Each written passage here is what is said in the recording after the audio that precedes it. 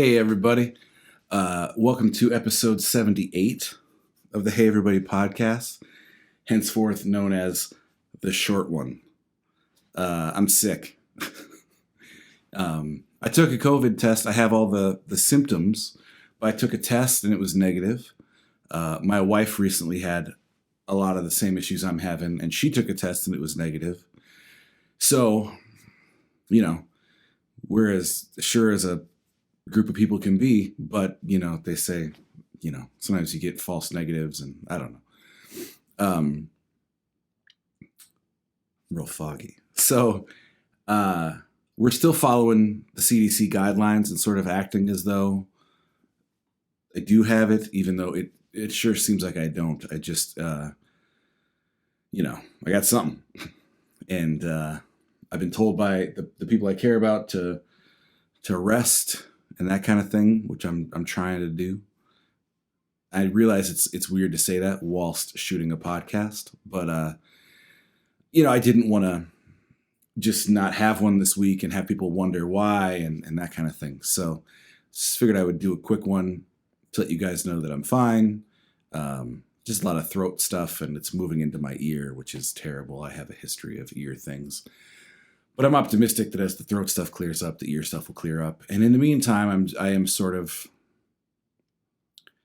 feel like not wanting to rest is a good reason or a good indicator that you should, So I'm going to take a few days here and just try my best to just really take it easy. I spent the weekend resting and sitting on the couch and reading and watching the football games. Both went the way I wanted them to. I'm excited for Rams Bengals. It's something you don't get to see that often. And I think Matty Stafford deserves one. One thing I wanted to talk about just real quick, in addition to the importance of sometimes getting sick or whatever is just the body telling you hey, let's take a day or two and just relax. I think it's hard to do, but it's important to do. And I feel better mentally and emotionally when I'm sick, which I hate being sick. But when I dial into that, it's important to rest and try to enjoy the rest if you can, even though you're sick. I feel better in my head, at least, doing that, in that spirit and that kind of thing. The other thing I wanted to talk about, because I had told you guys a few weeks ago or months ago that Tori and I were watching the new season of Dexter, and we were enjoying it, and I recommended it to you guys. Well, that ended, the season.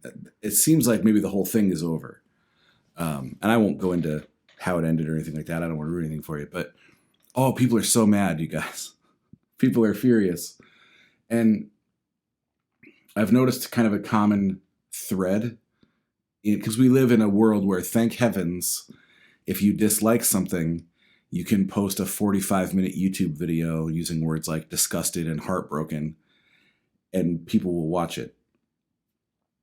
And I've seen a couple bits of these things, and the thing most of these people had in common, whether they'll admit it or not, it seems to me that they all have this one thing in common, which is they were disappointed by how the show ended originally, and they expected to be disappointed by this.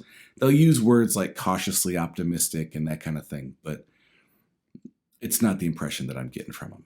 Pause. The Mighty Mighty Bosstones broke up. They had this famous song called The Impression That I Get. They're a fun band, and I'm sad that they're gone. So, moment of silence. Bosstones. All right.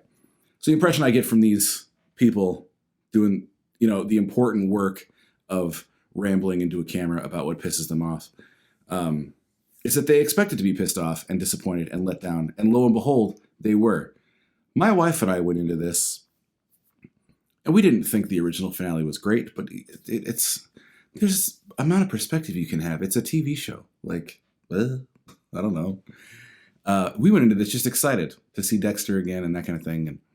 And when it ended, we liked it. We talked about it. We had, because that's part of the fun too. Like, what did you think? And we had the discussion, and maybe I would have changed this or that, but I enjoyed it. I thought it was better than the original ending, and it was good. But people hate it. And I think a large part of why they hate it is because they wanted to hate it, or they expected they would hate it, or they wondered if they would hate it. Some years ago, probably 5 years, I wrote a song called Crows. And in that song, there's a line that says, life gives you what you look for, not what you want.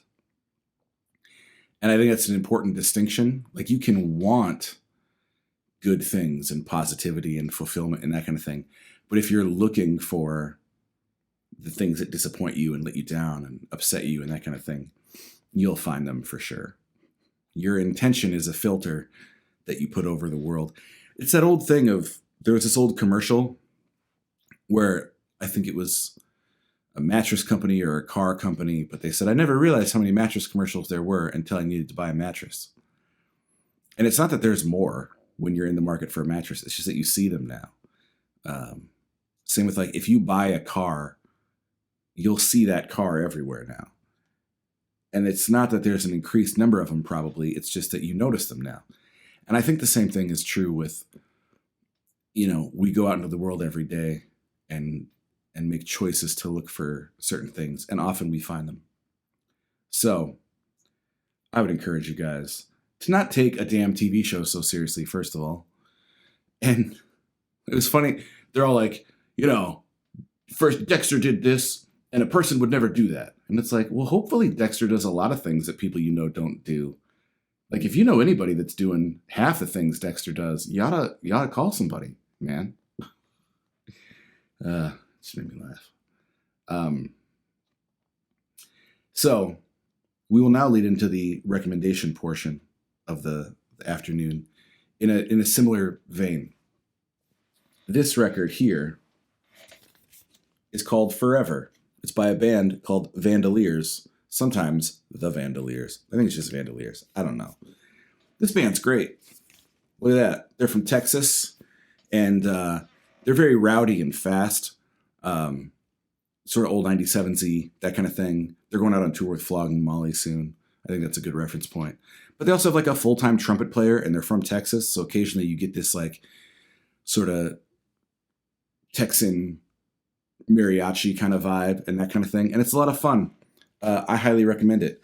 The reason I am recommending it today is because this is their third record. It's the second one since they got like signed and that kind of thing. And I have them both. But I bought the first one because everyone was like, oh, you got to check out this band, Vandaliers. And I listened to it and I didn't get it. I couldn't tell you why. It just didn't connect with me. But people kept saying how good they were. And I had invested, my $20 in the record.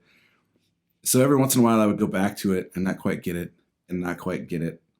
And then this new one came out a couple years ago and I checked it out and I didn't get it. But I wanted to get it. I want to like things. I want to find the good in stuff. So I kept revisiting this band. And then finally, maybe a month ago, I saw a live video of them. And I was like, oh man, this is great. And I dug up that other record and I listened to it. I was like, yeah, I get it now. And I ordered this one and I get it now. And I love it because I tried to love it because I wanted to love it. And eventually I did. And maybe you can make an argument that like you're kidding yourself. And some things are much more immediate than that. But I think it's good to approach things in the spirit of, I hope this is great. I hope I love it. I hope this is my new favorite band or my new favorite show or my new favorite person or whatever. Quit being so grumpy all the time, you guys. Not you guys. You guys are great. Hold on. If you guys are like me, when I coughed, you leaned away from the computer. I'm so, not germophobic, but like, I so desperately don't want to be sick that like, if I'm on the phone with somebody and they say, oh, I'm sick, I find myself like sort of leaning away from the phone. Silliness. Up next. This record is called When the Devil's Loose, and it's by a gentleman named A.A. Bondi. He plays folk music, but he plays it with a lot of space and reverb and that kind of thing. It's very soothing stuff. It's sort of simplistic or minimalist, but it's really, really good. And he's a good songwriter. And like I said, it's very calming. This would be good music to fall asleep to or whatever. Sort of when you're done partying with the Vandaliers and you want to relax a little bit, throw on A.A. Bondi. It's good. Ba-boom. And then finally, this record is called Salvation Town, and it's by Johnny Two Bags. And I don't think I've recommended it to you before. Maybe I have. If I haven't, here it is. And if I have, it's still pretty good, you guys. Johnny Two Bags plays guitar for Social Distortion, who are one of my favorite bands. And this is his solo record. And it's like Americana twang stuff played by someone who you can kind of tell is in Social Distortion. There's sort of a groove and an attitude and a spirit to it. But it's also, I think it would appeal to almost anybody. You get a lot of B3 organ and Telecaster and that kind of thing. And it's great. And I think you'll like it. So check out Salvation Town by Johnny Two Bags. Wham! Treat your records better than I do. They're just ways to listen to music, though, you guys. People are so precious about their records, and I don't get it. Drinking coffee when you're sick. Isn't it funny how you can convince yourself that, like, well, I'll drink coffee because the caffeine will, like, energize me and I'll be able to fight off the germs better. I joke sometimes that I have spent many a late night in a gas station on the way home from a show convincing myself that peanut M&Ms are healthy because, like, protein, Yep, you're basically eating nuts. It's mostly nut. And nuts are good for you. So, there you go. So yeah, I'm going to go rest. I had something else I wanted to talk about today, but maybe we'll save it for next week. I'm going to go edit this together quick and then relax a little bit. I hope you guys are doing good. I hope you're being safe and smart and happy and healthy. And I hope that when you look out in the world, you're trying to find the good. The bad stuff that we need to be aware of will make itself known without your help. I think that's a trap we fall into sometimes. We go like, well, I have a responsibility to, my community or the world to be informed. And you do. But a lot of that stuff, especially the stuff that you'll be able to have any impact on, is going to let itself be known. And there's no need for you to spend 100% of your time seeking it out because there's no end to that. If you look for the bad stuff, for the disappointment, for the heartbreak, for the letdown, you'll never stop finding it. I spent a long time looking at the world that way, and it did not benefit me at all. It did me zero good at all. So yeah, just go out there and do the work to try to find the good, and you'll find it for sure. I myself am out there trying to find a Fender Jaguar. Oh, I want a Jaguar so bad. I love guitars. We had a fun show last week at the High Noon. Hey, look, I'm wearing their hoodie. The High Noon Saloon in Madison. I love that place. On the day I die and I run through some of the greatest moments of my life, 3 or 4 of them will have been at the High Noon Saloon. So, yeah, I'm going to go rest. Don't worry about me. I probably don't have COVID. And if I do, I'm vaxxed and boosted. It'll be fine. My wife had this thing for a while that she was fighting off. So we weren't doing any smooching so as to keep me healthy. And then it seemed like she was getting better. So I planted one on her. And then the next day I was sick. So if this thing kills me, you just go ahead and chisel into my tombstone. Worth it. I love her so much. I love you guys. I hope you're doing good. I'll be on the mend soon, and I'll see you again sometime. All right? All right. Keep your chin up. We'll talk soon. Bye.